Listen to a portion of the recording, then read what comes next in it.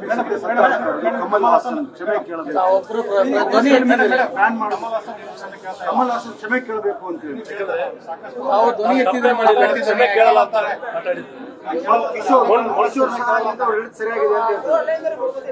Kishore madam ಸರಿಯಾಗಿದೆ ಅಂತ ಹೇಳ್ತಾರೆ.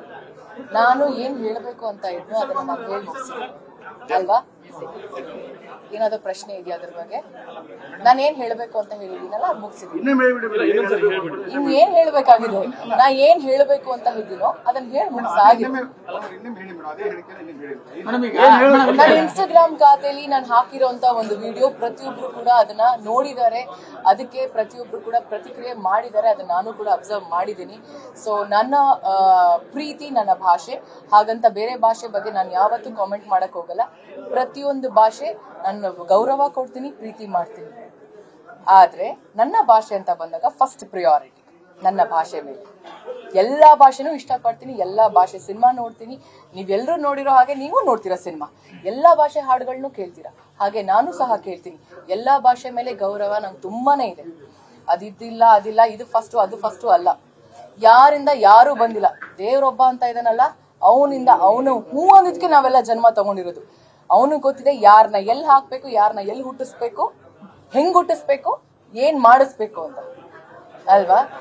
ಇಲ್ಲಿ ನಾವು ಹಿಸ್ಟ್ರಿ ಅಂತ ತೆಗೆಯೋದು ಅದು ಇದು ಡೆಫಿನೆಟ್ಲಿ ಇವಾಗಿರೋ ಸಿಚುವೇಶನ್ಗೆ ಎಲ್ಲಾ ಹಿಸ್ಟ್ರಿ ತೆಗೆದು ನಾವು ಏನ್ ಪ್ರೂವ್ ಮಾಡ್ಬೇಕು ಅದನ್ನ ಮಾಡ್ತಿದೀವಿ. ಬಟ್ ಭಗವಂತ ಅಂತ ಒಬ್ಬ ಇದ್ದಾನಲ್ವಾ, ಏನಾದ್ರೂ ಕಾಮೆಂಟ್ ಅಂತ ಬಂದಾಗ ಯೋಚನೆ ಮಾಡಿ ಪ್ರತಿಯೊಬ್ರು ಕೂಡ, ಇದು ನನ್ಗೂ ಕೂಡ ಅನ್ವಯಿಸುತ್ತೆ. ಇವತ್ ನಾನು ಹೇಳಿದೀನಿ ನನ್ನ ಭಾಷೆ ಬಗ್ಗೆ. ಈ ಒಂದು ವಿಡಿಯೋ ನಾನೇನ್ ನನ್ನ ಒಂದು ಇನ್ಸ್ಟಾಗ್ರಾಮ್ ಖಾತೆಯಲ್ಲಿ ಹಾಕಿದೀನಲ್ವಾ, ಅದು ನನ್ಗೂ ಕೂಡ ಅನ್ವಯಿಸುತ್ತೆ. ಯಾವುದೇ ಕಾರಣಕ್ಕೂ ನನ್ನ ಮಾತೃಭಾಷೆನ ಮರಿಬಾರ್ದು ಅಂತ.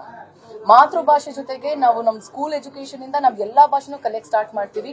ಎಲ್ರ ಜೊತೆಗೂ ನಾವು ಇಂಟರಾಕ್ಟ್ ಮಾಡಿದಾಗ ಅವರು ಯಾವ್ದೇ ರಿಲಿಜನ್ ಆಗಿದ್ರು ಸರಿ, ಯಾವ್ದೇ ಕಾಸ್ಟ್ ಆಗಿದ್ರು ಸರಿ, ಯಾವ ಭಾಷೆ ಅವರಾಗಿದ್ರು ಸರಿ, ಎಲ್ರು ಕೂತು ಒಂದಾಗಿ ನಾವು ಕುತ್ಕೊಂಡು ಮಾತಾಡ್ತೀವಿ. ಎಲ್ರು ಒಟ್ಟಿಗೆ ಶಾಲೆಗೆ ಹೋಗ್ತೀವಿ, ಕಾಲೇಜ್ಗೆ ಹೋಗ್ತೀವಿ, ಇಂಟರಾಕ್ಟ್ ಮಾಡ್ತೀವಿ. ಹಾಗಂತ ನಮ್ಮ ಭಾಷೆನ ಅವ್ರಿಗೆ ಹೇಳ್ಕೊಳ್ಳೋಣ, ಅವರ ಭಾಷೆನ ನಾವ್ ಕಲಿಯೋಣ, ಅದ್ರಲ್ಲಿ ತಪ್ಪೇನು ಇದೆ?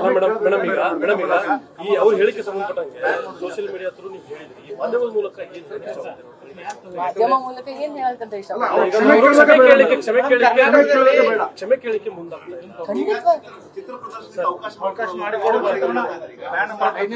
ಮಾತೇ ಇಲ್ಲ. ಒಂದ್ ನಿಮಿಷ, ಅದಕ್ಕೆ ಎಲ್ಲಾ ದೊಡ್ಡವರು ಡಿಸಿಷನ್ ತಗೊಳ್ತಿದ್ದಾರೆ. ಅದಕ್ಕೆ ನಮ್ಮ ರಾಜ್ಯ ಸರ್ಕಾರ ಇದೆ, ನಮ್ಮ ಫಿಲ್ಮ್ ಚೇಂಬರ್ ಇದೆ, ಅವರೆಲ್ಲ ಕೂತು ಏನ್ ಡಿಸಿಷನ್ ತಗೊಂತಾರೋ ಅದಕ್ಕೆಲ್ಲ ನಾವು ಡೆಫಿನೆಟ್ಲಿ ಏನೋ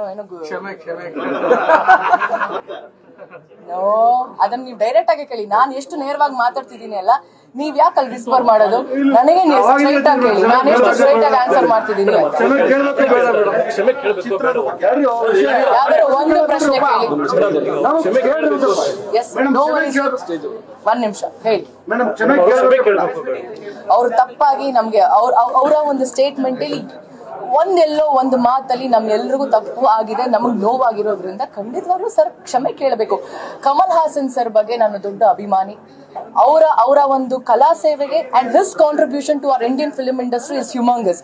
ಅವರ ಒಂದು ಪ್ರೊಫೆಷನ್ ಅಂತ ಬಂದಾಗ ನಾನು ತುಂಬಾ ಚಿಕ್ಕವಳು, ನಾನು ಅದ್ರ ಬಗ್ಗೆ ಮಾತಾಡೋ ಯೋಗ್ಯತೆನೇ ಇಲ್ಲ ನನಗೆ. ಅಷ್ಟು ದೊಡ್ಡ ಮಟ್ಟಕ್ಕೆ ಬೆಳೆದಿರುವಂತ ಮಹಾನ್ ಕಲಾವಿದ. ಬಟ್ ಸ್ಟೇಟ್ಮೆಂಟ್ ಅಂತ ಬಂದಾಗ ನಾವ್ ಯಾರ ಬಗ್ಗೆನೂ ಮಾತಾಡಲ್ಲ. ಬಟ್ ನಮ್ಮ ಭಾಷೆ ಬಗ್ಗೆ ಅಂತ ಯಾರಾದ್ರ ಬಗ್ಗೆ ಮಾತಾಡಿದ್ರೆ ನಾವ್ ಯಾಕೆ ಸೈಲೆಂಟ್ ಆಗಿರೋದು ಅಲ್ವಾ? ಸಾರಿ ಕೇಳಬೇಕಾಗತ್ತಲ್ವಾ? ಅಷ್ಟೇ. ಸಿಗ್ತಾ ನಿಮ್ಗೆ ಪ್ರಶ್ನೆ? ಇದೇ ತರ ನನಗೆ ಸ್ಟ್ರೈಟ್ ಆಗಿ ಪ್ರಶ್ನೆ ಕೇಳಿ. ನ್ಯೂಸ್ ಫಸ್ಟ್, ನಿರ್ಭೀತಿಯಿಂದ ನಿಮ್ಮ ಪರವಾಗಿ.